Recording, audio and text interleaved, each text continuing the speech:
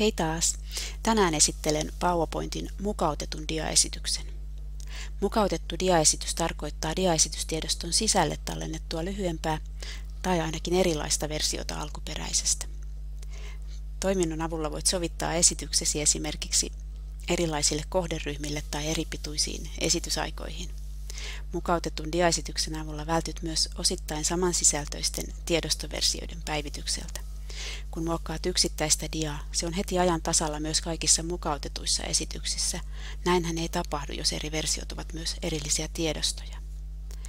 Mukautetun diaesityksen tekeminen aloitetaan diaesitysvälilehdeltä, jossa on mukautettu diaesityspainike. Valitse mukautetut esitykset, jolloin avataan valintaikkuna. Napsauta Uusi painiketta ja anna mukautetulle esitykselle sitä kuvaava nimi. Alkuperäisen esityksen diat näytetään tässä vasemmalla puolella. Kun diassa on otsikon paikkamerkki ja paikkamerkissä tekstiä, sisältö näkyy tässä. Muuten diat on tunnistettava niiden järjestysnumeroista. Dialajittelunäkymän käyttö voi helpottaa esityksen kokoamista. Esimerkiksi oma esitykseni tässä on nyt avattuna dialajittelunäkymään. Voit käyttää Ctrl-näppäintä monivalinnan tekemiseen ja Shift-näppäintä yhtenäisten alueiden valintaan. Kun mukautetun diaesityksen sisältö on valittu, napsauta lisää painiketta. Voit myös vaihtaa diojen järjestystä oikean reunan painikkeella.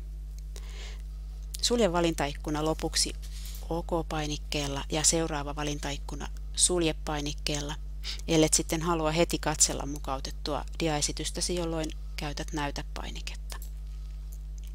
Muista joka tapauksessa tallentaa diaesitys ennen sen sulkemista, jotta mukautetun esityksen määritykset tallentuisivat siihen.